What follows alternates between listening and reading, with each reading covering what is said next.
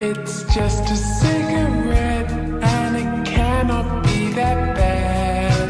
Honey, don't you love me, and you know it makes me sad.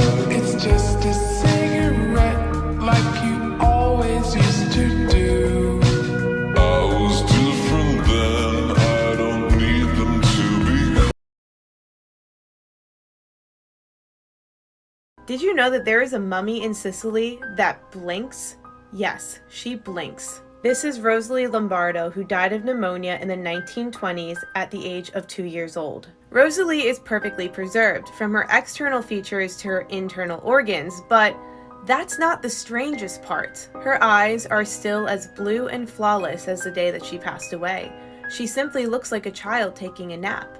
But this child tends to open her eyes and close them randomly, like she's blinking away the cobwebs. People have come to see her for hundreds of years, and every time, visitors will leave and say, "That dead girl is blinking." What do you think it is? Have you guys heard about this crazy incest case between father and daughter? In 1995, 20-year-old Stephen Plato met 15-year-old Alyssa Gracia, and they both ended up having a child, a baby girl named Denise. When they had Denise, they began to struggle financially, and Alyssa also noticed that Stephen began physically abusing their daughter. So she decided that it would be best that they give her up for adoption. In 2016, Denise is all grown up. She's 18 years old, and now her name is Katie. She decided that she wanted to locate her biological parents, Stephen and Alyssa, and she actually began to live with them. When Katie moved in with her biological parents, Alyssa noticed that Stephen started acting very different, and also he began to dress a lot better, and she just thought it was really weird. In 2017, Katie got pregnant, and guess who the father was? Her own father. 2 months after Stephen and Alyssa's divorce was finalized, Katie and Stephen got married.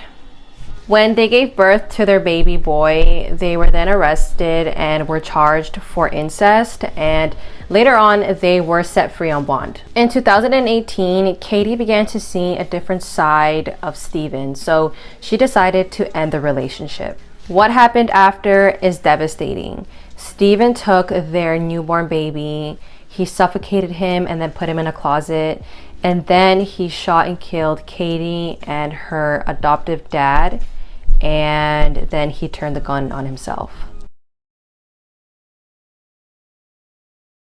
It's just a cigarette, and it cannot be that bad. Honey, don't you love me, and you know it makes me sad. It's just a cigarette, like you always used to do. I was different then, I don't need them to be cool. This video shows Kayla Brown chained up in the slave storage container of Todd Kohlhepp, the Amazon review killer. Between 2003 and 2016, he murdered at least 7 people in South Carolina, dropping several clues along the way. He left several reviews on Amazon products that he used in the killings, like this one that reads, "Keep in your car when you have to hide the bodies and left the full-size shovel at home." In 2016, Kayla and her boyfriend Charles went missing after they went to clean Todd's residence. No one heard from them for months until a post was made to Charles' Facebook page saying that he and Kayla were expecting a baby. Shortly after, an old photo of the couple was posted with the caption, "We are fine." This raised suspicions, leading police to trace these posts to a storage unit on Todd's property. There they freed Kayla and took Todd into custody, where he bragged about burying several bodies on the property as well, including Kayla's boyfriend. He was given 7 life sentences, 1 for each of his murders, despite him confessing to many, many more. Horrifying discovery in DC just about 20 minutes ago. Responding to an anonymous tip that there is biohazardous material inside the home of anti-abortion activist Lauren Hardy, police now saying they found 5 fetuses in coolers in her home. The fetuses have been collected by the DC medical examiner. Lauren Hardy's response was, "People are going to be surprised when they hear about this. This is an ongoing investigation. We don't have info yet as to where these fetuses came from." Hold on, stop lying, cause I know you ain't right. Yeah, I just wanna focus, yeah, I know this, but I can't notice. If you trust me, I just wanna focus and forget about all of this. You know I care about your problems, but I can solve them. I want you to stop them before you fall again. I just wanna focus and forget about all of this, and forget about our promises. It's time for Cookies and Crime. This is the story of Belle Gunness, the first female serial killer I'm covering in this series. Belle was born November 11th, 1859 in Selbu, Norway. She moved to the United States in 1881 and lived with her sister and brother-in-law in Chicago. She first worked as a domestic servant, then got a job at a butcher shop cutting up animal carcasses until she got married to Mads Sorensen in 1884. They owned a candy store together, but one day it mysteriously burned to the ground. Then the couple's home was also burned down. The couple received insurance payouts for both instances. Before their home burned down, 2 babies had died in their home from inflammation of the large intestine, which can result from poisoning. Belle had insured both of the children and collected a large insurance check after each death. Neighbors gossiped at the news because Belle never appeared to be pregnant. Belle's husband had also purchased 2 life insurance policies for himself.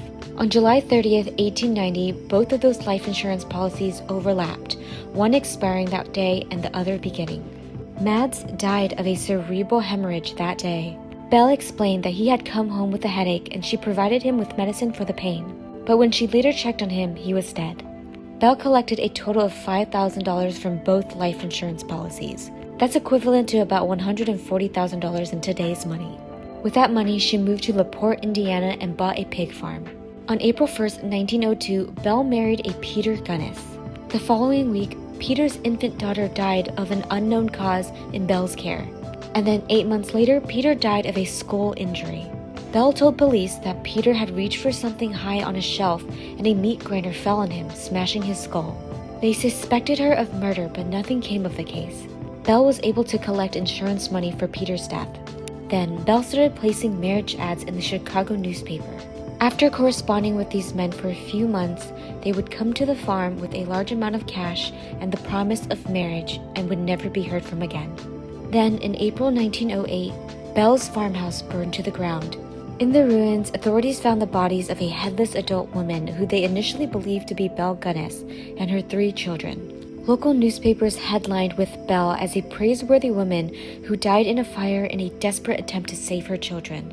That headline was soon rescinded when they found an additional 11 bodies on her property. Ray Lamphere, Belle's on and off lover, would tell the police everything. One of the victim's brother warned Belle that he would arrive at the farm to investigate his brother's disappearance. To avoid being discovered, Belle asked Lamphere to burn down her farmhouse with her children inside. She would fake her own death and flee. Even with this information, Belle was still pronounced dead. They claimed the headless body they found was Belle, even though the body was shorter than Belle's height. What actually happened is still unknown.